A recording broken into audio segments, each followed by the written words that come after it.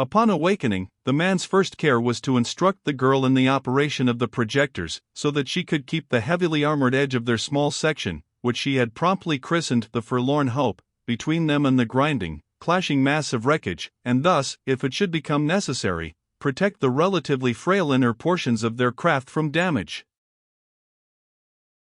"Keep an eye on things for a while, Nadia," he instructed, as soon as she could handle the controls, "and don't use any more power than is absolutely necessary.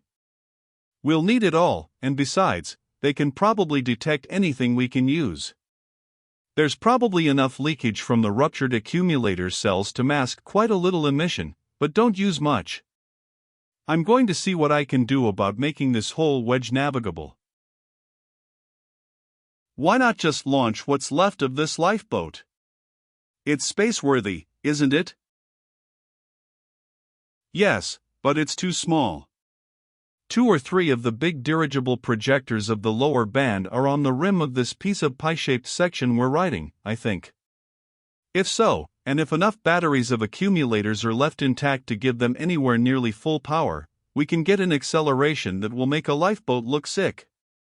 Those main dirigibles, you know, are able to swing the whole mass of the Arcturus, and what they'll do to this one chunk of it, we've got only a few thousand tons of mass in this piece, will be something pretty.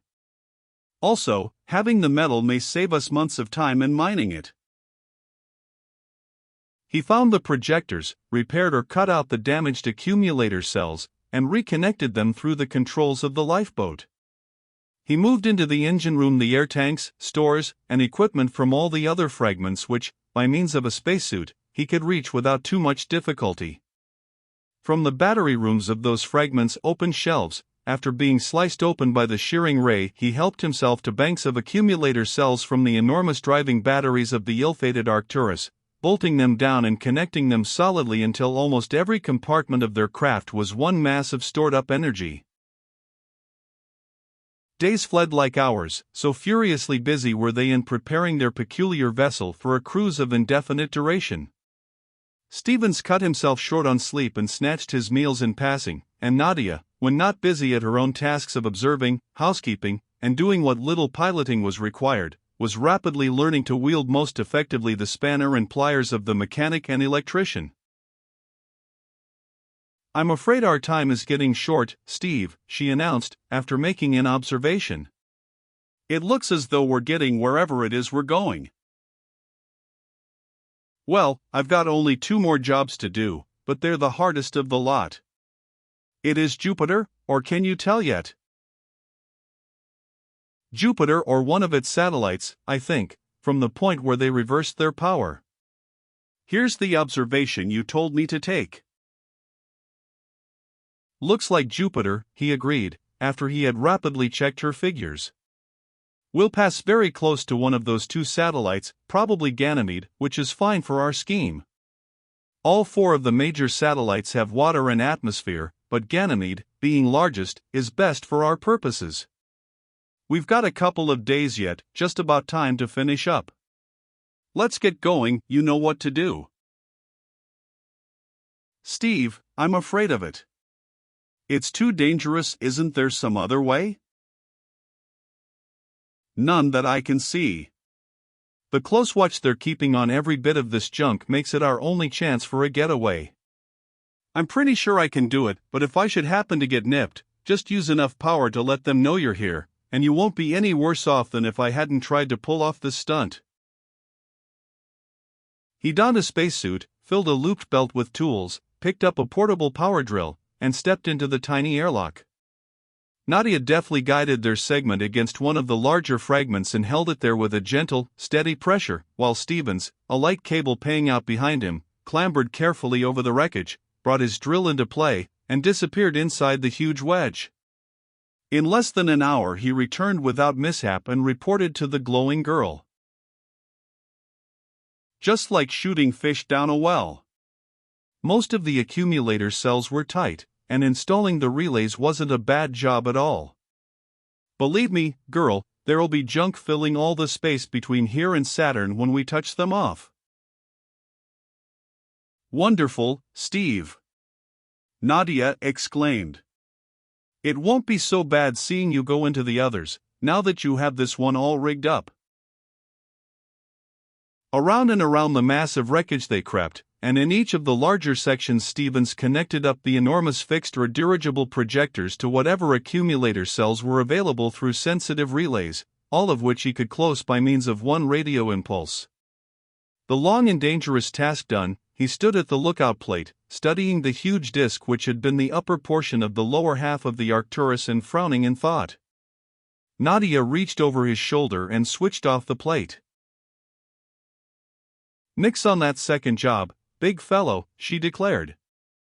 "They aren't really necessary, and you're altogether too apt to be killed trying to get them. It's too ghastly, I won't stand for your trying it, so that ends it." "We ought to have them, really," he protested. "With those special tools, cutting torches, and all the stuff, we'd be sitting pretty. We'll lose weeks of time by not having them." "We'll just have to lose it, then.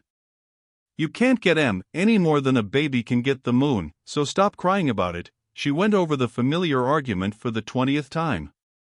"That stuff up there is all grinding together like cakes of ice in a flow. The particular section you want is in plain sight of whoever is on watch, and those tools and things are altogether too heavy to handle. You're a husky brute, I know, but even you couldn't begin to handle them, even if you had good going. I couldn't help you very much, even if you'd let me try, and the fact that you so positively refuse to let me come along shows how dangerous you know the attempt is bound to be. You'd probably never even get up there alive, to say nothing of getting back here. No, Steve, that's out like a light. I sure wish they'd left us weightless for a while, sometime, if only for an hour or two," he mourned. "But they didn't," she retorted, practically. "So we're just out of luck to that extent. Our time is about up, too. It's time you worked us back to the tail end of this procession, or rather, the head end, since we're traveling down now." Stevens took the controls and slowly worked along the outer edge of the mass, down toward its extremity. Nadia put one hand upon his shoulder and he glanced around. "Thanks, Steve.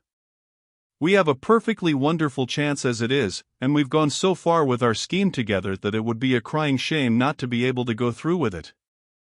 I'd hate like sin to have to surrender to them now, and that's all I could do if anything should become of you. Besides..." Her voice died away into silence. "Sure, you're right," he hastily replied, dodging the implication of that unfinished sentence. "I couldn't figure out anything that looked particularly feasible anyway, that's why I didn't try it. We'll pass it up." Soon they arrived at their objective and maintained a position well in the van, but not sufficiently far ahead of the rest to call forth a restraining ray from their captors. Already strongly affected by the gravitational pull of the mass of the satellite, many of the smaller portions of the wreck, not directly held by the tractors, began to separate from the main mass. As each bit left its place, another beam leaped out, until it became apparent that no more were available, and Stevens strapped the girl and himself down before two lookout plates. "Now for it, Nadia," he exclaimed, and simultaneously threw on the power of his own projectors and sent out the radio impulse which closed the relays he had so carefully set. They were thrown against the restraining strap savagely and held there by an enormous weight as the gigantic dirigible projectors shot their fragment of the wreck away from the comparatively slight force which had been acting upon it, but they braced themselves and strained their muscles in order to watch what was happening. As the relays in the various fragments closed, the massed power of the accumulators was shorted dead across the converters and projectors instead of being fed into them gradually through the controls of the pilot, with a result comparable to that of the explosion of an ammunition dump. Most of the masses, whose projectors were fed by comparatively few accumulator cells, darted away entirely with a stupendous acceleration. A few of them, however, received the unimpeded flow of complete batteries. Those projectors tore loose from even their massive supports and crashed through anything opposing them like a huge, armor-piercing projectile. It was a spectacle to stagger the imagination, and Stevens grinned as he turned to the girl, who was staring in wide-eyed amazement. "Well, Ace, I think they're busy enough now so that it'll be safe to take that long one and look at their controls," and he flashed the twin beams of his lookout light out beyond the upper half of the Arcturus only to see them stop abruptly in mid-space. Even the extremely short carrier wave of Roser's rays could not go through the invisible barrier thrown out by the tiny, but powerful globe of space. "No penetration?" Nadia asked. "Flattened them out cold. However, as the fox once remarked about the grapes, I'll bet they're sour, anyway. We'll have some stuff of our own, one of these days. I sure hope the fireworks we started back there keep those birds amused until we get out of sight, because if I use much more power on these projectors we may not have juice enough left to stop with." "You're using enough now to suit me, I'm so heavy I can hardly lift a finger." "You'd better lift em. You must watch what's going on back there while I navigate around this moon." "All X, Chief." "They've got their hands full, apparently. Those rays are shooting around all over the sky. It looks as though they were trying to capture 4 or 5 things at once with each one." "Good. Tell me when the moon cuts them off." At the awful acceleration they were using, which constantly increased the terrific velocity with which they had been traveling when they made good their escape, it was not long until they had placed the satellite between them and the enemy. Then Stevens cut down and reversed his power. Such was their speed, however, that a long detour was necessary in order to reduce it to a safe landing rate. As soon as this could be done, Stevens headed for the morning zone and dropped the Hope rapidly toward the surface of that new, strange world. Details could not be distinguished at first because of an all-enshrouding layer of cloud, but the rising sun dispelled the mist, and when they had descended to within a few thousand feet of the surface, their vision was unobstructed. Immediately below them the terrain was mountainous and heavily wooded, while far to the east the rays of a small, pale sun glinted upon a vast body of water. No signs of habitation were visible as far as the eye could reach. "Now to pick out a location for our power plant. We must have a waterfall for power, a good place to hide our ship from observation, and I'd like to have a little seam of coal. We can use wood if we have to, but I think we can find some coal. This is all sedimentary rock. It looks a lot like the country along the North Fork of the Flathead, in Montana. There are a lot of coal outcrops, usually, in such topography as this is. We want to hide in a hurry, though, don't we?" "Not particularly, I think. If they had missed us at all, they would have had us long ago, and with all the damage we did with those projectors they won't be surprised at one piece being missing. I imagine they lost a good many. But they'll know that somebody caused all that disturbance. Won't they hunt for us?" "Maybe, and maybe not, no telling what they'll do. However, by the time they can land and get checked up and ready to hunt for us, we'll be a mighty small needle, well hidden in a good big haystack." For several hours they roamed over the mountainous region at high velocity, seeking the best possible location, and finally they found one that was almost ideal, a narrow canyon overhung with heavy trees, opening into a wide, deep gorge upon a level with its floor. A mighty waterfall cascaded into the gorge just above the canyon, and here and there could be seen black outcrops which Stevens, after a close scrutiny, declared to be coal. He deftly guided their cumbersome wedge of steel into the retreat, allowed it to settle gently to the ground, and shut off the power. "Well, little fellow conspirator against the peace and dignity of the Jovians, I don't know just where we are, but wherever it is, we're here. We got away clean, and as long as we don't use any high-tension stuff or anything else that they can trace, I think we're as safe as money in a bank." "I suppose that I ought to be scared to death, Steve, but I'm not. I'm just too thrilled for words," Nadia answered, and the eager sparkle in her eyes bore out her words. "Can we go out now? How about air? Shall we wear suits or go out as we are? Have you got a weapon of any kind? Hurry up, let's do something." Pipe down, Ace. Remember that we don't know any more about anything around here than a pig does about Sunday, and conduct yourself accordingly. Take it easy. I'm surprised at the gravity here. This is certainly Ganymede, and it has a diameter of only about 5,700 kilometers. If I remember correctly, Damwazo estimated its mass at about 3/100ths that of the Earth, which would make its surface gravity about 1/6. However, it is actually almost a half, as you see by this spring balance here. Therefore it is quite a little more massive than has been. What of it? Let's go places and do things.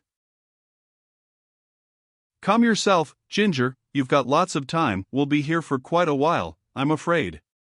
We can't go out until we analyze the air. We're sure lucky there's as much as there is.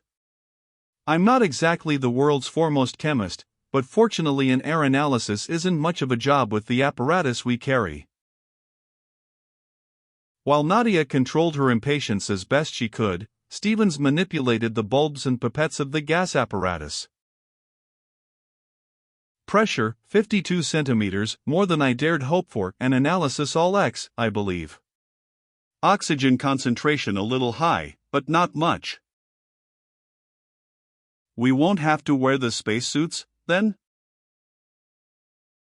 Not unless I missed something in the analysis.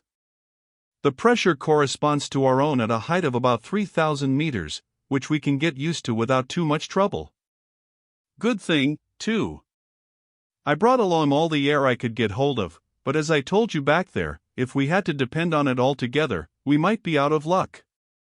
I'm going to pump some of our air back into a cylinder to equalize our pressure. Don't want to waste any of it until we're sure the outside air suits us without treatment. When the pressure inside had been gradually reduced to that outside and they had become accustomed to breathing the rarefied medium, Stevens opened the airlock in the outside doors, and for some time cautiously sniffed the atmosphere of the satellite. He could detect nothing harmful or unusual in it. It was apparently the same as earthly air, and he became jubilant. All X, Nadia, luck is perched right on our banner. Freedom, air, water, power, and coal. Now, as you suggested, we'll go places and do things. Suppose it's safe? Her first eagerness to explore their surroundings had abated noticeably. You aren't armed, are you? No, and I don't believe that there was a gun of any kind aboard the Arcturus. That kind of thing went out quite a while ago, you know. We'll take a look. Anyway, we've got to find out about that coal before we decide to settle down here. Remember this half-gravity stuff, and control your leg muscles accordingly. Leaping lightly to the ground, they saw that the severed section of 50-inch armor, which was the rim of their conveyance, almost blocked the entrance to the narrow canyon which they had selected for their retreat. Upon one side that wall of steel actually touched the almost perpendicular wall or rock, upon the other side there was left only a narrow passage. They stepped through it, so that they could see the waterfall in the gorge, and stopped silent. The sun, now fairly high, was in no sense the familiar orb of day, but was a pale, insipid thing, only 1/5 the diameter of the sun to which they were accustomed, and which could almost be studied with the unshielded eye.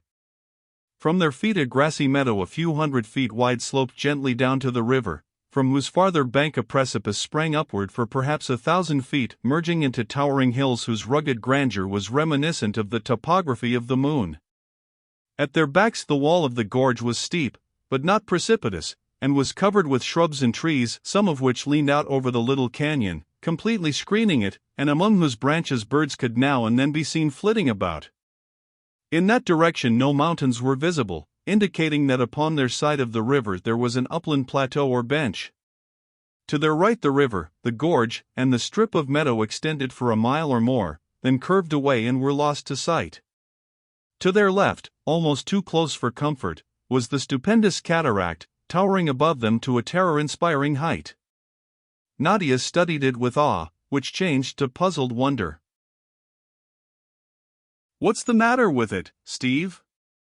It looks like a picture in slow motion, like the kind they take of your dives, or am I seeing things?" No, it's really slow, compared to what we're used to. Remember that 1/2 gravity stuff? Oh, that's right, but it certainly does look funny. It gives me the creeps.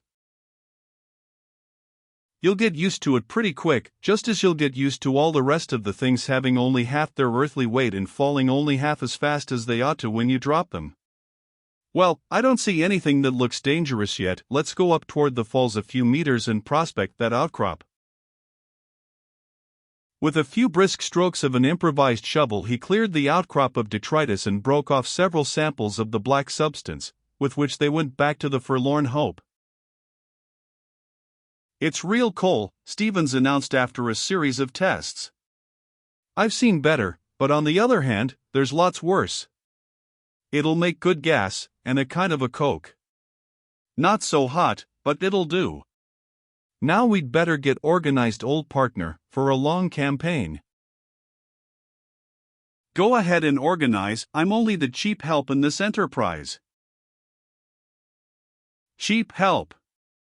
You're apt to be the life of the party. Can you make and shoot a bow and arrow?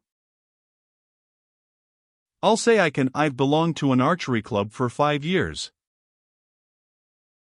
What did I tell you? You're a lifesaver. Here's the dope: we've got to save our own supplies as much as possible until we know exactly what we're up against, and to do that, we've got to live off the country. I'll think up something to knock over some of those birds and small game. Then we can make real bowstrings and feathered arrows, and I'll forge some steel arrowheads while you're making yourself a real bow. We'd better make me about 100-pound war bow, too. 100, interrupted Nadia. That's a lot of bow, big boy. Think you can bend it? You'd be surprised, he grinned. I'm not quite like Robin Hood. I've been known to miss a finger-thick wand at 100 paces, but I'm not exactly a beginner. Oh, of course, I should have known by your language that you're an archer, otherwise you'd never have used such an old-fashioned word as pounds. I shoot a 35-pound bow ordinarily, but for game I should have the heaviest one I can hold accurately, about a 45, probably. All X. And as soon as I can, I'll make us a couple of suits of fairly heavy steel armor, so that we'll have real protection if we should need it. You see, we don't know what we are apt to run up against out here. Then, with that much done, it'll be up to you to provide, since I'll have to work tooth and nail at the forges. You'll have to bring home the bacon, do the cooking and so on, and see what you can find along the line of edible roots, grains, fruits, and whatnot. Sort of reverse the Indian idea: you be the hunter and I'll keep the home fires burning. Can do? What it takes to do that, I've got, Nadia assured him, her eyes sparkling. Have you your job planned out as well and as fittingly as you have mine? And then some. We've got just 2 methods of getting away from here. One is to get in touch with Brandon, so that he'll come after us. The other is to recharge our accumulators and try to make it under our own power. Either course will need power and lots of it. I never thought of going back in the Hope. Suppose we could? About as doubtful as the radio. I think that I could build a pair of match-frequency auto-dirigible transmitter and receptor units, such as are necessary for spaceships fed by stationary power plants, but after I got them built, they'd take us less than halfway there. Then we'd have only what power we can carry, and I hate even to think of what probably would happen to us. We'd certainly have to drift for months before we could get close enough to any of our plants to radio for help, and we'd be taking awful chances. You see, we'd have to take a very peculiar orbit, and if we should miss connections passing the inner planets, what the sun would do to us at the closest point and where what's left of us would go on the backswing, would be just too bad. Besides, if we can get hold of the Sirius, they'll come loaded for bear, and we may be able to do something about the rest of the folks out here. Oh, breathed the girl. Wouldn't it be wonderful if we could? I thought, of course, they'd all be. Her voice died away. Not necessarily, there's always a chance. That's why I'm trying the ultra radio first. However, either course will take lots of power, so the first thing I've got to do is to build a power plant. I'm going to run a penstock up those falls, and put in a turbine, driving a high-tension alternator. Then, while I'm trying to build the ultra-radio, I'll be charging our accumulators, so that no time will be lost in case the radio fails. If it does fail, and remember I'm not counting on its working, of course I'll tackle the transmission and receptor units before we start out to drift it. You say it easy, Steve, but how can you build all those things, with nothing to work with? It's going to be a real job. I'm not trying to kid you into thinking it'll be either easy or quick. Here's the way everything will go. Before I can even lay the first length of the penstock, I've got to have the pipe, to make which I've got to have flat steel, to get which I'll have to cut some of the partitions out of the ship of bars, to do which I'll have to have a cutting torch, to make which I'll have to forge nozzles out of block metal, and to run which I'll have to have gas, to get which I'll have to mine coal and build a gas plant, to do which. Good heavens, Steve, are you going back to the Stone Age? I never thought of half those things. Why, it's impossible. Not quite, Guy. Things could be a lot worse. That's why I brought along the whole forlorn hope, instead of just the lifeboat. As it is, we've got several thousand tons of spare steel and lots of copper. We've got ordinary tools and a few light motors, blowers, and such stuff. That gives me a great big start. I won't have to mine the ores and smelt the metals, as would have been necessary otherwise. However, it'll be plenty bad. I'll have to start out in a pretty crude fashion, and for some of the stuff I'll need I'll have to make, not only the machine that makes the part one want, but also the machine that makes the machine that makes the machine that makes it, and so on. Just how far down the line, I haven't dared to think. You must be a regular jack of all trades, to think you can get away with such a program as that? I am nothing else but. You see, while most of my school training was in advanced physics and mathematics, I worked my way through by computing and designing, and I've done a lot of truck horse labor of various kinds besides. I can calculate and design almost anything, and I can make a pretty good stab at translating a design into fabricated material. I wouldn't wonder if Brandon's ultra radio would stop me, since nobody had even started to build one when I saw him last, but I helped compute it, know the forces involved as well as he did at that time, and it so happens that I know more about the design of coils and fields of force than I do about anything else. So I may be able to work it out eventually. It isn't going to be not knowing how that will hold me up, it'll be the lack of something that I can't build. And that's where you will go back and back and back, as you said about building the penstock? Back and back is right. If I can find all the necessary raw materials, that's what's probably going to put a lot of monkey wrenches into the machinery. And Stevens went to work upon a weapon of offense, fashioning a crude, but powerful bow from a strip of spring steel strung with heavy wire. How about arrows?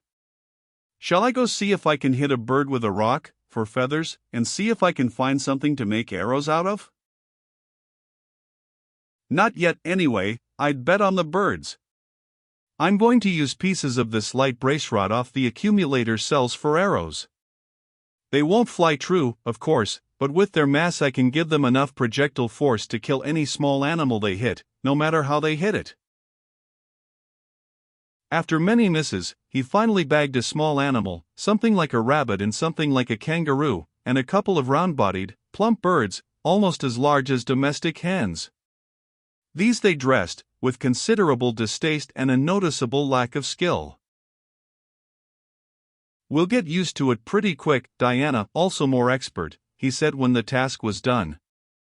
We now have raw material for bowstrings and clothes, as well as food. The word raw being heavily accented, Nadia declared, with a grimace. But how do we know that they're good to eat? We'll have to eat 'em and see, he grinned.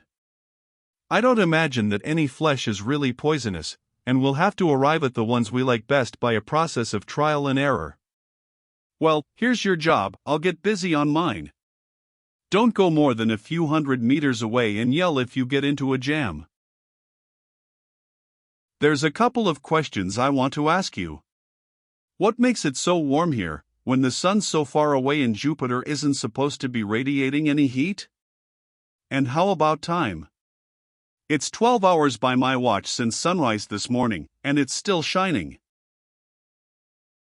As for heat, I've been wondering about that.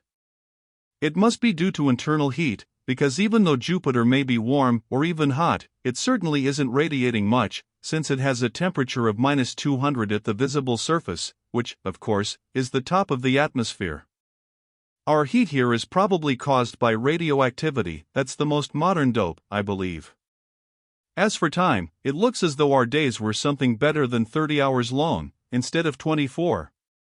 Of course I'll keep the chronometer going on IP time, since we'll probably need it in working out observations, but we might as well let our watches run down and work, eat, and sleep by the sun. Not much sense in trying to keep Tellurian time here, as I see it.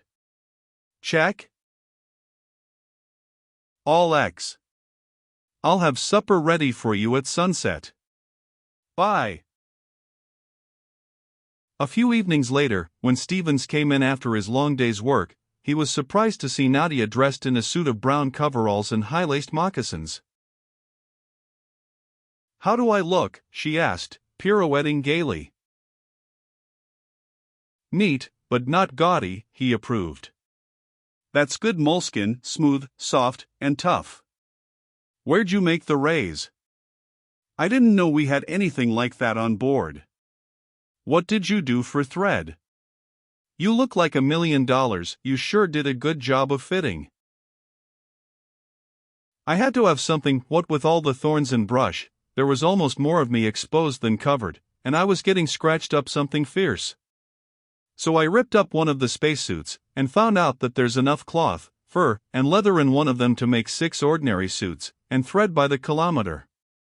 I was awfully glad to see all that thread. I had an idea that I'd have to unravel my stockings or something, but I didn't. Your clothes are getting pretty tacky, too, and you're getting all burned with those hot coals and things. I'm going to build you a suit out of leather for your blacksmithing activities." "Fine business, Ace. Then we can save what's left of our civilized clothes for the return trip. What do we eat?" The eternal question of the hungry laboring man. "I've got a roasted bongo, a fried philomelu bird, and a boiled warple for the meat dishes. For vegetables, mashed hycoderms and pomola greens. Neo-corn bread." Translate that, please, into terms of food. Translate it yourself, after you eat it. I changed the system on you today. I've named all the things, so it'll be easier to keep track of those we like and the ones we don't. With appetites sharp set by long hours of hard labor, they ate heartily. Then, in the deepening twilight, they sat and talked in comradely fashion while Stevens smoked one precious cigarette. It was not long until Nadia had her work well in hand.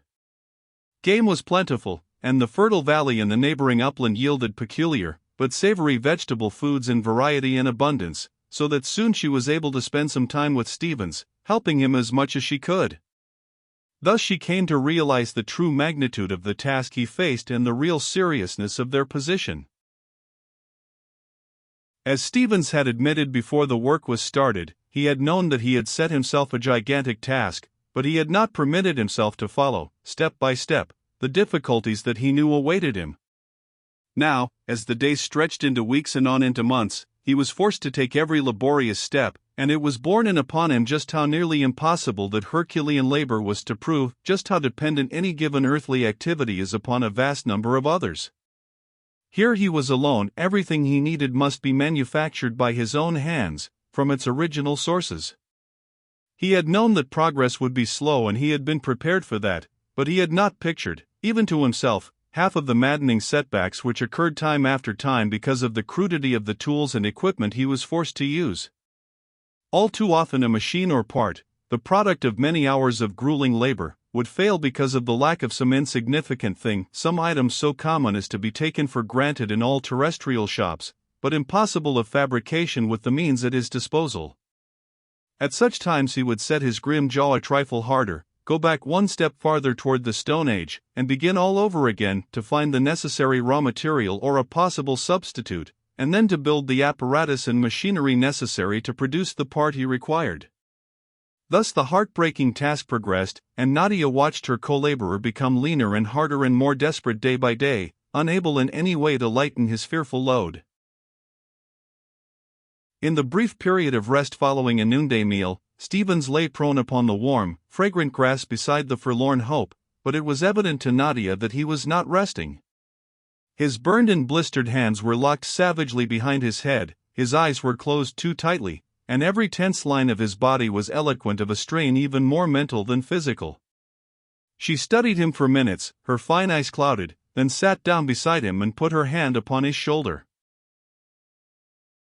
"I want to talk to you a minute, Steve," she said gently. "All X, little fellow, but it might be just as well if you didn't touch me. You see, I'm getting so rabid that I can't trust myself." "That's exactly what I want to talk to you about." A fiery blush burned through her deep tan, but her low, clear voice did not falter and her eyes held his unflinchingly. "I know you better than you know yourself, as I've said before. You are killing yourself, but it isn't the work, frightfully hard and disheartening as it is, that is doing it, it's your anxiety for me and the uncertainty of everything. You haven't been able to rest because you have been raging and fuming so at unavoidable conditions, you have been fighting facts. And it's all so useless, Steve, between you and me, everything would check out on zero if we'd just come out into the open." The man's gaunt frame seemed to stiffen even more rigidly. "You've said altogether too much or else only half enough, Nadia. You know, of course, that I've loved you ever since I got really to know you, and that didn't take long. You know that I love you and you know how I love you, with the real love that a man can feel for only one woman and only once in his life, and you know exactly what we're up against. Now that does tear it wide open," he finished bitterly. "No, it doesn't, at all," she replied, steadily. "Of course I know that you love me, and I glory in it, and since you don't seem to realize that I love you in exactly the same way, I'll tell you so. Love you. Good heavens, Steve, I never dreamed that such a man as you are really existed. But you're fighting too many things at once, and they're killing you. And they're mostly imaginary, at that. Can't you see that there's no need of uncertainty between you and me? That there is no need of you driving yourself to desperation on my account? Whatever must be is all X with me, Steve. If you can build everything you need, all well and good. We'll be engaged until then, and our love will be open and sweet. If worst comes to worst, so that we can neither communicate with Brandon and Westfall nor leave here under our own power, even that is nothing to kill ourselves about. And yes, I do know exactly what we are facing. I have been prepared for it ever since I first saw what a perfectly impossible thing you are attempting. You are trying to go from almost the age of bronze clear up to year after next in a month or two. Not one man in a million could have done as much in his lifetime as you have done in the last few weeks, and I do not see how even you, with what little you have to work with, can possibly build such things as power plants, transmitters, and ultra-radio stations. But what of it? For the day that it becomes clear that we are to remain here indefinitely, that day we will marry each other here, before God. Look around at this beautiful country. Could there be a finer world upon which to found a new race? When we decided to cut loose from the Arcturus, I told you that I was with you all the way, and now I'll repeat it, with a lot more meaning. No matter what it's like, Steve, no matter where it leads to, I'm with you to the end of the road. Here or upon Earth or anywhere in the universe. I am yours for life and for eternity.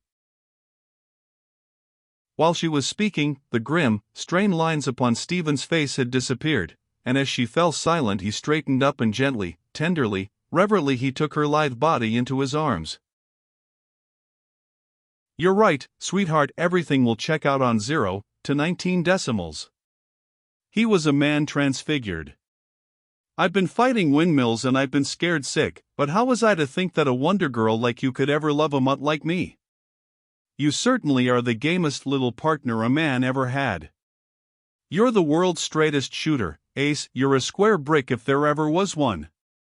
Your sheer nerve in being willing to go the whole route makes me love you more than ever, if such a thing can be possible, and it certainly puts a new face on the whole cockeyed universe for me. However, I don't believe it will come to that. After what you've just said, I sure will lick that job, regardless of how many different factories it takes to make one armature. I'll show that mess of scrap iron what kind of trees make shingles. The girl still in his arms, he rose to his feet and released her slowly, reluctantly, unwilling ever to let her go. Then he shook himself, as though an overwhelming burden had been lifted from his shoulders, and laughed happily. See this cigarette, he went on lightly. The last of the Mohicans. I'm going to smoke it in honor of our engagement. He drew the fragrant smoke deep into his lungs and frowned at her in mock seriousness. This would be a nice world to live on, of course, but the jobs here are too darn steady. It also seems to be somewhat lacking in modern conveniences, such as steel mills and machine tools. Then, too, it is just a trifle too far from the royal and ancient for you really to enjoy living here permanently, and besides, I can't get my favorite brand of cigarettes around here. Therefore, after due deliberation, I don't believe we'll take the place. We'll go back to Tellus. Kiss me just once more, Ace, and I'll make that job think a cyclone has struck it right on the center of impact. Like Samuel Weller, or whoever it was, I'm clear full of vigor, vim, and vitality. The specified kiss and several others duly delivered, he strode blithely away, and the little canyon resounded with the blows of his heavy sledge as he attacked with renewed spirit the great forging, white-hot from his soak pit, which was to become the shaft of his turbo alternator. Nadia watched him for a moment, her very heart in her eyes, then picked up her spanner and went after more steel, breathing a long and tremulous, but supremely happy sigh.